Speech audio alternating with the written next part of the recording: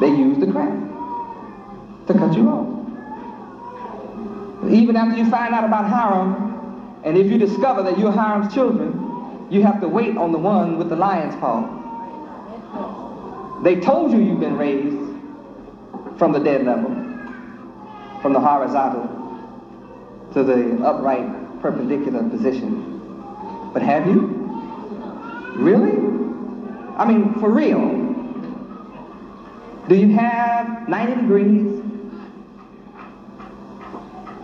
Now you have studied the craft to realize the only way you can be perpendicular to the square is have 90 degrees. Huh? Yes, sir. I mean, that's just mathematics. That's geometry. Go ahead. See, that's that big G. Yes, sir. You know, the geometry of angles dictate that to stand perpendicular to the square is 90 degrees. And the question is, haven't you figured out yet that you don't have 90? That you can't ever get there through the craft? That 33 degrees is as high as you can go? When you put on that double eagle belt, you are through. And the 33rd degree, Satan has taken it and they make mockery of the other nations with it. They say they're a Shriner. All 32 degrees is studied in Hebrew. What? Solomon was a Hebrew. Yes, sir. David was Hebrew. Abraham was Hebrew. The Son is Hebrew. Yes, sir. It's all about Israel. Israel is Hebrew. The Bible is about Hebrew. It's all about the God of the Hebrews. So all your study is in Hebrew for 32 full degrees. And when you get to the 33rd, they write on the outside things like Allah Temple.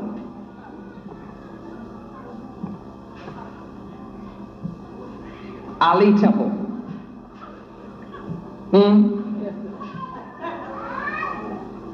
Why would they write Arabic on the shrine of temple? For the world to see. That's to deceive what's really going on inside. Hebrew. You learn about the 12 tribes in the law. You don't learn Arabic in 32 degrees. The passwords are not Arabic. They're Hebrew. Boaz, Hebrew. Yachin, Hebrew. The pillars of the temple, Hebrew. Shibboleth, Hebrew. Yes, sir.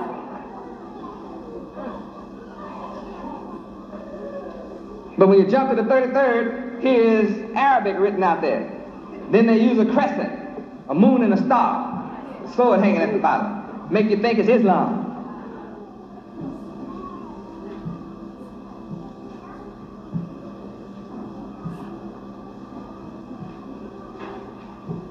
Then they wear a fez that has nothing to do with Islam. Has to do with Morocco. Then if you study Moroccan history, you'll learn when the fez came into existence. Then why is a Shriner who studied Hebrew for 32 degrees, put on the outside of his temple Arabic, give you the star and the crescent with a sword under it, to indicate Islam, and then mock Morocco? And then wear shoes from India, of the Hindu. You know those little pointed toe shoes? That come from India, son. You better study your history. You'll go find it. If you'll study, you find it come from, that's from India. Now they mock in India and Morocco, Islam and Arabic, but inside the temple for 32 degrees is Hebrew. They got a sword hanging in there. You better not tell these truths, that's what. They come out in the open with a sword. You better not talk. And the 33rd degree is the drunk degree. You don't have nowhere else to go, so you just get drunk. Go all over America having meetings, getting drunk. You don't have nothing else to learn, so you just get drunk. One big party after another. So if you don't want the lodge to know you get drunk, you form the Moose Lodge. That's where you can go over and get drunk officially. Get to be an elf. That's where you can just get drunk without apology. Don't nobody know you really in the lies except for lies, brother. I'm an elf. That's where you get drunk parties. How many know I'm telling the truth? And to make the Shriners Club seem respectable, then they take care of children with burns. They give out some scholarships and set up burn center, and that makes the party going all right. So when you catch a Shriner drunk and go to jail, so they all right. They have children that burn, and they give scholarships out. Have nothing else to learn. Can't get no more degrees. Have nothing else to sell you, brothers. You bought your last buy. And you're still bound and know a lot is missing. Something is missing. How many of you have known after all your study that something is missing? Something is missing. Only way you don't know if you didn't study all the way up. You didn't walk Jacob's ladder up high enough. Then I wonder. You didn't pay enough money to find out. See, if you found out, you know you got to come see me. I've already taught you more now than you learned. You know more right now than you did all your years in the lodge. This minute. Just sitting in here tonight. The lodge is open. The Tyler let you in the door back there. You should have recognized where you were. You're looking for the altar with the compass and the square and the 3 candles. I'm it. You should have recognized that I'm it when I come out. I'm all of that. I'm the great light. Yes, sir. I'm the Illuminati. So those in the crowd took counsel together against those who are hidden, who are the rulers. And they said, come, let us cut them off from being a nation, that the name of who? May be what? No more in remembrance. Here is somebody who is hidden, who is in fact the rulers that cannot remember they are a nation, the nation of Israel. Here it is right in the book. How many can see that now? Somebody who is the ruler. And who they are is really Israel. The trick was to cut you off from having the knowledge that your nationality is Israel. Because if I ask you, if you don't know who you are, you can't answer me.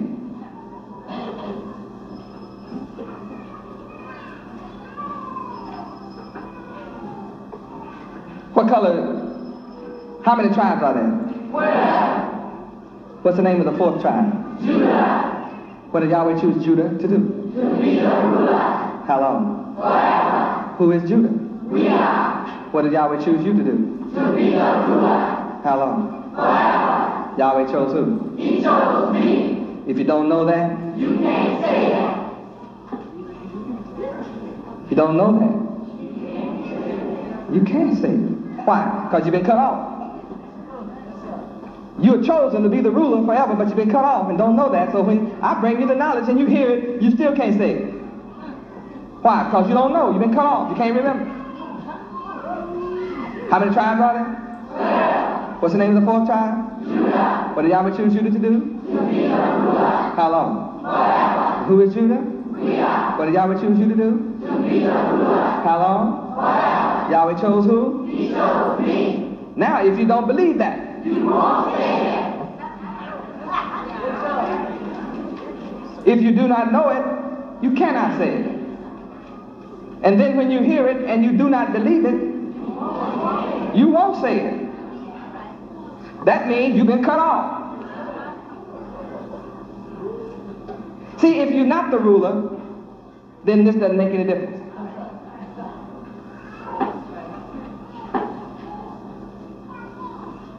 But what about the fact that you are the ruler? Does it make any difference? See, if I am not the Messiah, the Redeemer, the Son of Yahweh, then what I'm doing makes no difference. It'll be like a house built on the sand. When the rains and the flood come, it'll wash away. If I'm not the one, what I'm doing will just dry up, disappear. No one will have to come and tear it down like they did King Solomon's temple. It'll just go away.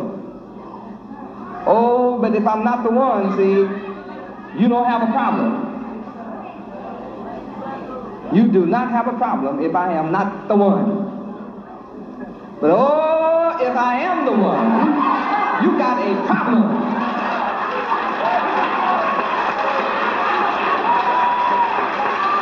Before you can say I'm not the one, you have to try me. See, I've been tried and proven.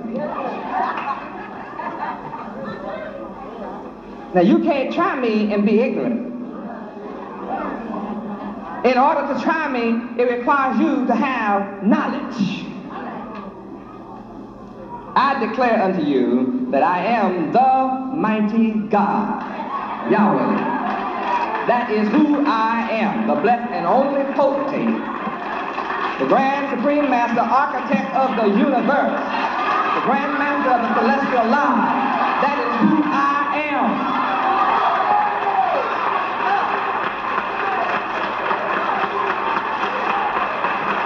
Praise God. Now I challenge you to prove that I am not. I challenge you to prove that I am not the mighty God. The only way you can prove that I am not the mighty God, Yahweh, is you have to master those four corners.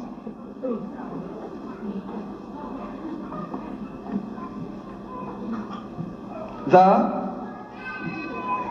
mighty God, Yahweh.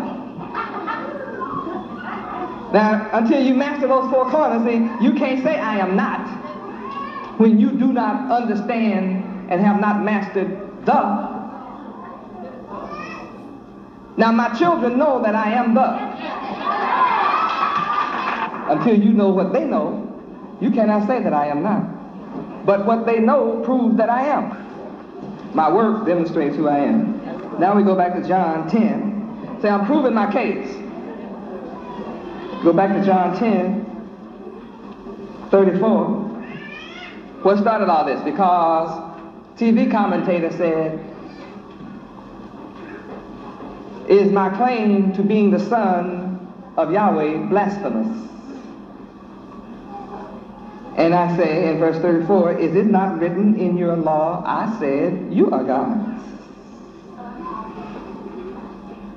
And if he, Yahweh, called them gods, unto whom the word of Yahweh came, and the scripture cannot be broken. See that? Yes. Verse 35 says the scripture cannot be broken. Say ye of him whom the Father has sanctified and sent into the world, thou blasphemest, because I said I am the Son of God, Yahweh. They fulfill this on television. If, verse 37, if I do not the works of my Father, believe me not. But if I do the works of my Father, though you believe not me, believe the works, that you may know and believe that the Father Yahweh is in me, and I in him. Look at my works. You bow down at the feet of a man you call your master. and you obey the voice of the one you call potentate, because he is the leader of our lives with knowledge that you did not have, you obey because you took a vow. And if you do this to a man that is called master and potentate, and you obey and follow his command, because he has taught you of Solomon, how much more do you owe me, who is building the temple of Yahweh, which shall never be destroyed? How much more should you worship at my feet and obey my command, when my works prove that I am greater than Solomon? The temple he built was built 3 times and destroyed. I'm building the last temple. I'm working in the quarry. I'm taking the rough stones, the rough ashlar, and I'm taking my spiritual chisel and gavel. And when I find an immoral spot, I chip it away. And I smooth it out. And I cut this stone out of the mountain, the government of America, and with our hands, with the word. And I take you, the stone that the builders rejected, to make you become the chief cornerstone.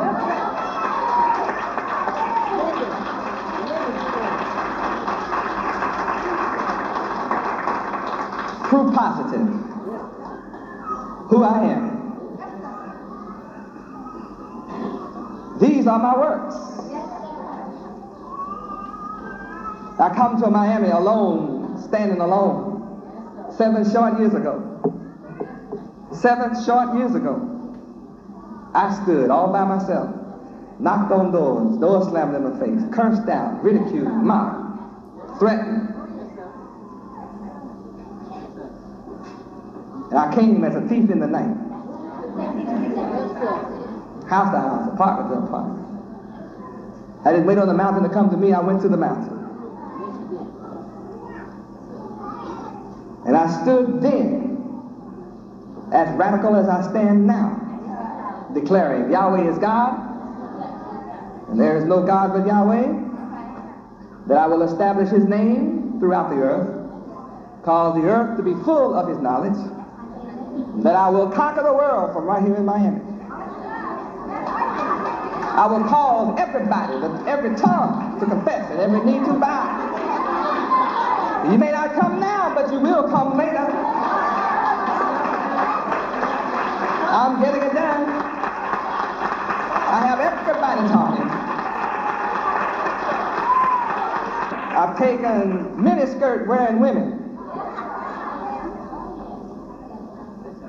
whose tongue was vile, and caused you to put on a long garment just like God, and not be ashamed to walk among the people and walk on your job, and even be threatened with the loss of your job, threatened, ridiculed, and you walked anyway. You were once made fun of and mocked and ridiculed, but now they're coming to you, as I said they would. And in 7 short years, I'm now in 1,200 cities, 16 countries. All over the earth, people are saying, Yahweh, that's my work. I have taken those who were starting to taught drugs. No more drugs. Taken those who were drinking hard alcohol. No more alcohol. Jail. Took them out of jail, they stay out of jail. Mothers didn't know what to do with your daughters. Now your daughters, you don't have to worry about them getting pregnant as a teenager.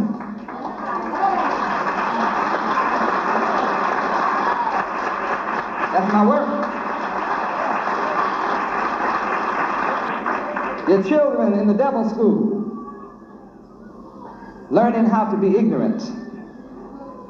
Listen to their vocabulary tonight. None of you sitting here can define all those words. Not one of you. You are with me, and you've got to be amazed You hear them and have to be amazed. You have to clap for them. Just the fact they know what you don't know.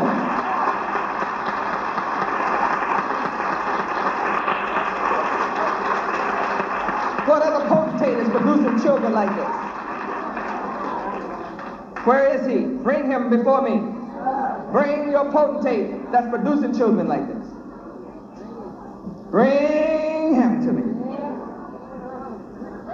All of them together, all the social scientists together, all the psychiatrists and the psychologists together, all the teachers and the PhDs and the postdoctors together are unable to match my students. They aren't even worthy to unlatch the shoelaces.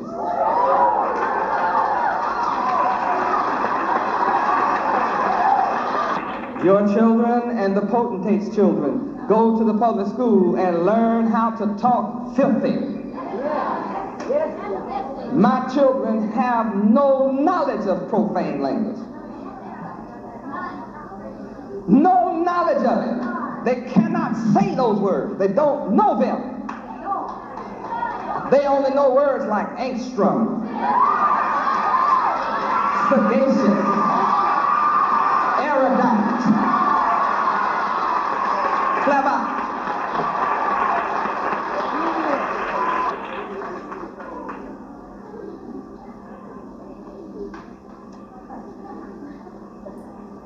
My work is peerless because I am peerless. I am the tree of life, and a tree is known by the fruit it bears. Look at my fruit, free from imperfection. My fruit, free from immorality. My fruit, delicious to the taste. No abortion among us. No AIDS among us. Free from AIDS. We're free from herpes. See, in here, you don't catch herpes. You catch herpes out there. You might come sit in here with herpes, but you didn't get it in here. None of my children have herpes. They all clean. And you better thank Yahweh that your being clean is a result of you being in here. You can be glad you don't have AIDS, herpes, gonorrhea, syphilis, chlamydia. So aren't you glad you can look around and see sisters that don't have all that stuff? You look around and brothers don't have all that?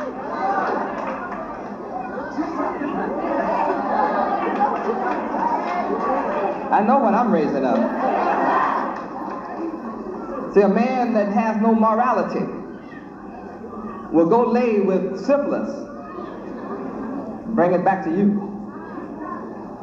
Man with no morals will go and bring gonorrhea back to you. He'll catch it, know he got it, and then come give it to you. That's wicked. I said, that's wicked.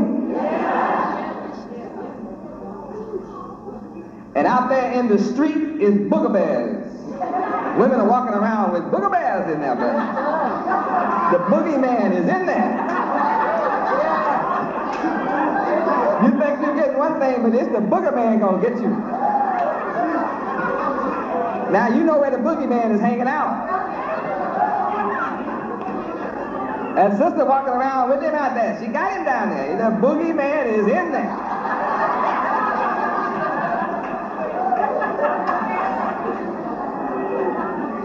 And they be talking about, come on, but you better run, because she's carrying the boogeyman. I don't want nothing to do with that. I just be moral.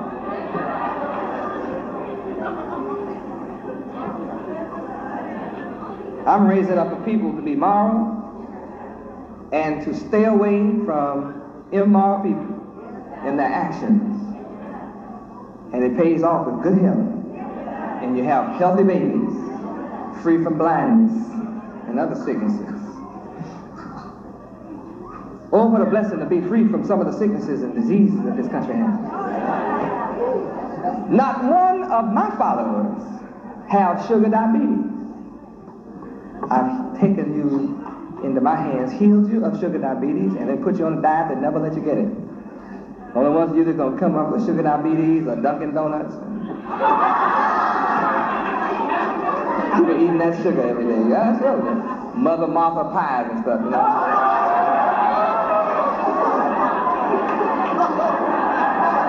And when your eyes get dim, don't come hollering to me. Go check out Mother Hubbard and Mother Martha. Mother Butler and folks. Y'all know her name. But see, I healed you of these problems. I took all these sicknesses from you.